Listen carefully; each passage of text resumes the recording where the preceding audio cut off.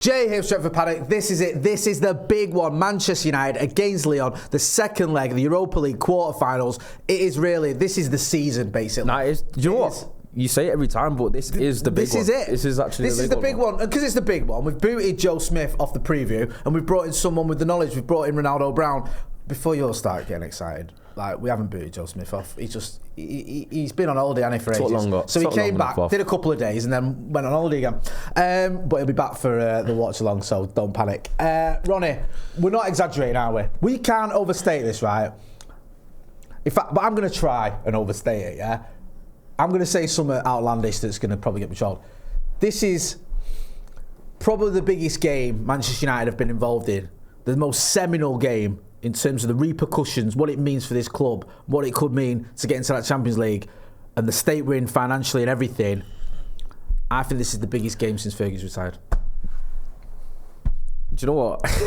Do I play along or just do I outright disagree? Speak sense, bro. Listen, I'll disagree. There's been bigger games, and you know what's funny about it, how important it is. There's an imbalance because it feels like a game that obviously the repercussions are worse if we lose than like the benefits of if we win. Because if we win, we're only into the semi-final. I know. And do you know what I mean? Two-legged semi-final. We could also still got 3 games to mess it up with. Do you know what I mean? It's not really like, oh, we win the Europa League for sure if we get through. Just like we definitely can't win it, obviously, if we don't go through. So it's almost like, how much can United win really if we don't actually win at all? But not to be all like doom and gloom, because I think that's pretty much what is the constant vibe at the minute, and theme around Manchester United anyway. It's just always there and lingering. But it does seem that if we do go out later on, it's one of those where that's it pretty much. And I can't cope. I think the rest of the season then becomes, how do we avoid finishing 17th? This is what I mean, man. It's very possible that United are in 17th place in a couple of weeks if we've got Brentford away and Bournemouth away. Yeah, I believe, or is one of them at home? I'm not quite sure. No. Bournemouth. I think Bournemouth's definitely away. No, we've got Wolves. We've got Wolves as well. We've got Wolves this weekend, haven't we? Wolves this weekend. We've got. Listen, every game's tricky. You can look at it and go, oh well, we've got. I mean, in an ideal world, Crystal Palace and Bournemouth and Brighton at home would all be easy games. Forest at home would be an easy game. We lost all them. So I don't think Manchester United are in a position where we can look at any game anymore and go, that's a banker. Even Southampton, and I know I go on about this all the time, who are statistically one of the worst, if not the worst Premier League team ever, played us off the park for 60 minutes. Yeah, so it's true because I think Europa League is the only thing that's really keeping the fan base invested in the season still. And that's a sad thing to say. And I've had a few discussions and debates and disagreements with people when I've said I think Europa League is quite big for Amorim because it will be able to give him a bit of credit in the bank, because people obviously they only view things that you say in extremes. So I'd say that and everyone's like, why are you putting the pressure on Amorim and etc. And I feel like it's just common sense. It's not gone great since he's been here. I feel like he definitely needs a summer window and to get enough of his players in, and he needs enough backing, because I think previous managers have had that. So I feel like it does feel a little bit unfair if he wasn't able to have that. But I think what will help him going into next season is if he comes off the back of Champions League football to look forward to and winning a European trophy. I just think that will give him a little bit of a boost, and I think it's big for many ways, and that's why we simply can't lose, because if we do, it's just sad. It is sad. I'm actually scared. Yeah. I'm scared of walking out of that ground at full time if we've lost and just getting on with my life. I'm worried because it's going to be horrible. The meltdown's going to be horrible. The pressure on Amorim's going to be horrible. The lack of belief in the whole squad and the club and everything, it's just going to be minging. But we're not going to do that. We're going to win. One player's been the sort of talk of this tie ever since before the first leg, and that's Andre Onana. We've had the press conference ahead of this second leg. It looks like he's going to be in the starting 11. He's going to be back in the squad. Obviously, he was, I wouldn't say rested. He was taken out of the limelight for the Newcastle game as Ruben Amorim disconnected him from everything that's going on, as he said. How worried are you, how concerned are you about Onana coming back into the team? I know Bayern Day isn't great, so we know that the other options aren't amazing, and no disrespect to him, but he's barely played for United over the last, however long, 3 years. But Onana is probably going to be the keeper. Are you worried about him, or are you? Yeah, it's always a concern, because I think if you're a goalkeeper, you want to make sure that you're having some sort of you want to have confidence, you want to have like believe in yourself, and you want to almost kind of like keep the defenders that are in front of you assured, because I think that there usually has to be a bit of synergy between the back line and the goalkeeper. Do you know what I mean? I think when there's a disconnect between the two, and if you're a defender and you feel like you don't believe in the keeper behind you, that can be a little bit of a problem, because we know at this level of football, just like a little bit of hesitation, a little bit of indecision, just being unsure for even half a second in any sort of way can result in you getting punished in a goal. And I think that will be one of the things I'll be looking at with Onana, because obviously he's cost us in many games in Europe, and he's been an underwhelming signing if you look at it in its entirety. But I just think him coming into that game with the amount of pressure that's on him as well, I feel like that can't be good for a keeper. No. Especially when you're already not in good form. And I think he kind of he compounded it himself leading into the game, opening his mouth, and he didn't back it up. In fact, he just proved Matic correct, and Matic didn't even have to get on the pitch. So now it's just, if United needed anything else, or if United ever needed a normal day, we had this kind of goalkeeping plot line just to add to it. But I'm just got to hope that he has a steady performance at least. I agree. I liked what Aaron Maguire said in the press conference. He was the player that was put up with Ruben Amorim, and he sort of defended him, stuck up for him, but wasn't sort of deluded with what he was saying. I thought he got the balance just about right about it. It's been a tough time, but he's a good keeper kind of thing. So yeah, I had a lot of time for that. Let's get to 11s, right? We're doing it a bit differently, because Ronnie's only been doing these previews with me on and off for the last 5 years, so he doesn't know how they work. So even though we do a predicted 11, he's decided to do a preferred 11. So whenever I go on Twitter and I say, this isn't preferred, it's predicted, when everyone slags me off, well, his is preferred, mine's predicted. His is the team he wants to see with the players that are available, obviously, for this game against Lyon, and then we'll get to mine, which is predicted. So we'll start with yours, Ronnie, which is a preferred 11. I think the back four, if we classing the wing backs as midfielders, the back four sort of picks itself, doesn't it, because of the lack of other options. Yeah, you could definitely. I mean, Maguire we know is going to start because he's just been part of the press conference. I know Matic didn't, but that was different because that's a different team for starters. But there's no way I can see Harry Maguire being dropped. Mazraoui plays basically every game. Euro, I think, plays every game now when he's fit, and with everyone else not fit. So I'd be amazed if someone like Victor Lindelof or whoever came in. We know Aiden Heaven was sort of being looked at towards this game, but has suffered a knockback in training. So he's not available now, which is a blow for obviously for him and for United as well, because he'd looked bright when he'd come into the team. Your midfield, you've got Euro. In fact, sorry, you've not got Euro. He's a defender. What I'm talking about. So is it right wing back? You've got Delo, then you've got Bruno and Casemiro, and then left wing back you've got Dorgu. I get that. The front three is interesting because you've gone with Garnacho and Mainu as your two tens, with Højlund as your striker. Kobbie Mainu in the 10, right? I'll give you credit because I think you were saying it a lot longer and harder than I was at the time, before I was. But see, this is definitely a preview switch up because you read out my 11. I just realised. I was listening the whole time. Sorry, I will get into it with you. It's first, it worked because I want to get into it with you. I want you to talk about it. Sorry, but I have just read out your entire team. But let's start with. Let's go backwards. Let's start with the attack. Why do you want to see Kobbie Mainu in there ahead of, say, I don't know, Mason Mount? I just think that the cameos that I've seen from Mainu since he's come back have been decent, and I feel like with a front three of Garnacho, Højlund, and Mount, I have massive concerns about the technical ability and the ball retention in that attacking trio.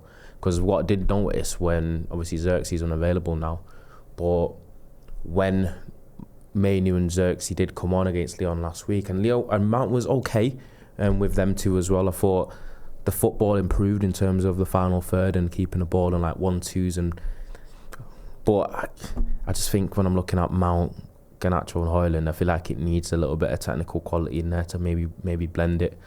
So that's why I've gone for Manu instead of Mount. But it was basically, I was just deciding between them two because I'm pretty sure that Amarim's going to go for Højlund up front. I'll get into mine in a minute. The other big call you've made that you would do is the dropping of Manuel Ugarte. Now, Casemiro's been playing very well. I understand that. Bruno, I love Bruno. But I'd have thought there'd have been a way to accommodate Bruno, Casemiro and Ugarte. You, however, if it was up to you, you just have Bruno and Casemiro in that midfield and Ugarte drops to the bench. Yeah, I think for this game, I want to see Bruno dropped into the pivot, and I want to see, I think, Casemiro. Because one thing Casemiro does show me, I think he does have his better games in Europe. I think he's aware of big occasions. I feel like he's been in many. 5-time Champions League winner. And I think he almost rises to it. And the thing is with him as well, when it comes to set pieces, he's probably our best box threat as well. Do you know what I mean? It's a good point. He's got these couple edgy intangibles about him that I really like, and I think Bruno and Casemiro is probably the best pivot that I think we can go with, because I do believe that we'll have periods of having the ball more at home against these. Do you know what I mean? I feel like there'll be a little bit more pragmatic. I know Cherky came out last week and was like, we're going to go to Old Trafford and attack, but I think they will have a little bit of caution. And I want Bruno in a pivot, so I think Bruno and Casemiro works better for me than Bruno and Ugarte. I understand everything you said and it makes sense. Will the manager go with that? I'm not so sure. I've gone a little bit left field with my prediction, right? I just wonder how much faith the manager has. Because my team's very similar to yours, but I've got Ugarte in. And what I've done with Bruno is, mine's predicted, not to confuse the issue, but is his preferred, mine's predicted. I just wonder whether the manager might look at Rasmus Højlund and just feel, I'm not getting anything from him at the minute. The guy's just, the form's not there, the confidence isn't there, he's not linking up play, he's not holding the ball up, he's just not giving me anything. And he might almost do what Ten Hag did in the FA Cup final, where he goes, we've got to find a different way of working this out. So is that like good segue into your team? My team, yeah. So my midfield, I've got Ugarte and Casemiro in midfield. So you think, okay, where's Bruno fitting then? I think Bruno could be almost like a false 9. I thought, or even a 9. Now you might go, Jay, come on. When does Amarim ever play a midfielder as our sort of the top of our attack? We did it with Kobe Manu against Crystal Palace. I was going to say that. He's done it before with a player who never played there. Bruno Fernandes did it against Manchester City in an FA Cup final. So he's not immune to it. And also, when he first came in under Ole, there was so many times when you're watching the game and Bruno would be the furthest forward. So I think needs must. And without Xerxes and with Højlund just his form deserting him, I wouldn't be surprised if the manager went, look, I need to win this football match. This is my best way of winning this football match. And that way as well, you get Ugarte and Casemiro in the midfield who I think quite complement each other. I've zigged where you zagged. I understand everything you said about Kobe Manu. I think Bruno being our best player, I think it's a waste. Almost like semi-sacrificing him by putting him, saying you've got to play false 9 to accommodate the rest of these bums. I understand that argument as well, but I also think, I know I keep going on about it, but if you look at him in the FA Cup final, he was phenomenal. He was like, he did sort of link up the play and bring others in around him. And different system, different manager, different dynamic, I think. I also think that our goal threat is Bruno. I know you're right. We need him deep. We need him in the pit. We need him spraying them passes. We need him covering the pitch and all that. But also, where the goal's coming from. I always feel it's all either Bruno or no one. Bruno's our best player, and I feel like he needs the most touches possible. Right. And if I was Bruno, he'd do it because he's a good professional. But if the manager came to me when I'm basically carried this team for years, I'm the best player, and everyone else is pretty much right. And then the gaffer comes to you on a big game like this, and like, sorry, can you play false 9 because the rest of these can't. I don't know. I feel like you have to play him where he'll touch the ball the most and he can have the most influence. And I don't think you'll get that with him up front as in the false 9. It's not a slight on Bruno. You know my thought. Anyone who watches this channel knows my thought on Bruno. And maybe I'm being harsh on Højlund. But I'm watching him, and I thought the Leicester game might be the catalyst for something. He scored for Denmark not long after that. But when I'm watching, I just think he looks lost. It's so, and I hate saying this because it's not my default setting to criticise United players, especially young ones as well. But at times you feel like he's just not doing anything. Now, I want him to prove me wrong. We have seen a player there. We saw it last season, I just fear the worst with him. I really do. Get involved in the chat in the comments. You think I've gone in off the deep end? Do you agree with Ronnie's preferred team? What about my predicted team? The chances are Rasmus Højlund's going to start, but I don't know. I just think there might be something in it. Let me know what you think. Let's talk about Lyon, Ronnie. We saw what they're about. It wasn't a fantastic performance by them, was it? In the first leg, if we're being honest. They're doing all right in the Ligue 1, the fourth, but they're within such a distance of finishing second. Obviously, the league's already done. Paris Saint-Germain have won that. No surprises there. They have got quality there. A player we spoke about before the game was Ryan Cherki, who got a bit of a gift of a goal, didn't he, against us? I mean, he didn't have to do much for it. I thought typically what people did was, I feel like that was probably the first time watching him, so they, you know what happens, base roll basis on a player based on just the one time that they play us. But I think people were really harsh with how they judged his performance. People were saying that he was awful, he was terrible. I didn't see that. Do you know what I mean? What was weird for me is, like, he created 3 big chances. You could see he's got bits of quality, but you can also see how there's concerns about him in terms of he's a bit one pace. He's not very quick. His work rate's not great either.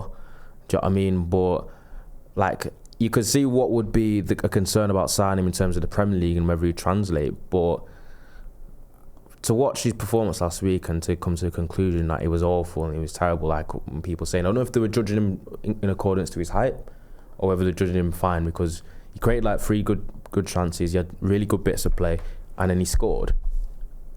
But I mean, which is foot, because you know what, I know there's bias, but like, people watch like Højlund or Mao or Garnacho or whoever's played, maybe even Xerxes, like people that play for us up front, or like a Garnacho that will be awful all game, like completely awful, and they get a goal. And then it's like, and they'll say, no, he wasn't bad. He scored. But then if it's another player on another team, they say, nah, he was shy. I don't care that he scored. Do you know what I mean? But it is what it is. Do you know what it is, anyway, you know it better than anyone, right? Most people, and I include myself in this, hadn't watched much of him, right? So some people haven't watched much of him. This is like his audition.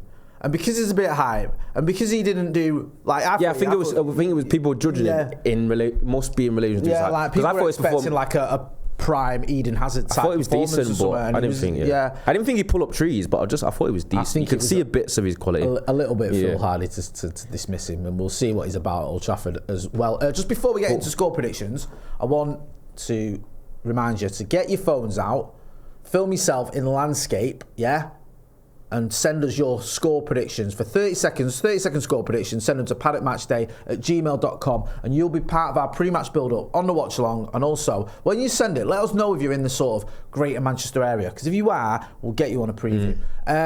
Right, with all that being said, Ronnie, give me your score prediction.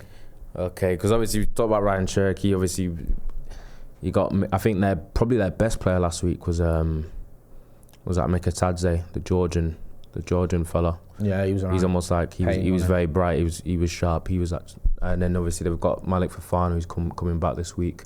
So we've got another talented young winger to worry about that didn't play last week. So I think it's going to be tough. I honestly see it. Be honest. I see it as 1-1, and I think it goes to pens, and I think we win on pens. Okay. You know what? If you offer me that, I'd probably take it, even though I hate penalties. I worry. I do worry. Worry? That's not a word. I do worry. Can't even say it. I'm going to go United win. I think the crowd will be up for it. Everyone's up for this game. I've had so many people asking me for tickets, which is mad because no one wants a ticket for the Wolves game. Everyone wants a ticket for this one. I wonder why. So I think the crowd will be up for it. Bruno's going to be up for it. He's the main man, and we'll be all right. I'll go with United. I'll go 2-1 United. They'll get a goal. I think Onana will make him stay, right? Give him a goal, and we'll all be like, "Oh no!" But then, that can't happen because the game would get abandoned. The game would get abandoned because people will be on the pitch. United fans will be like, "Right, just storm the pitch. Come on, we need to get this scrapped. Let's just forfeit." I think we'll be all right. I think we'll go through. Ronnie, where can people find you? Can find me Ronaldo Brown 98 on Twitter. I think that's where I spend 99% of my time. He does good stuff on Twitter. I'm not really on it much anymore. You'll find me retweeting him because he's always posting some good stuff. So go and check him out. You know where to find me. That's been Ronaldo Brown. I'm Jay Moyer. This has been a preview of the biggest game of the season. Thanks for watching.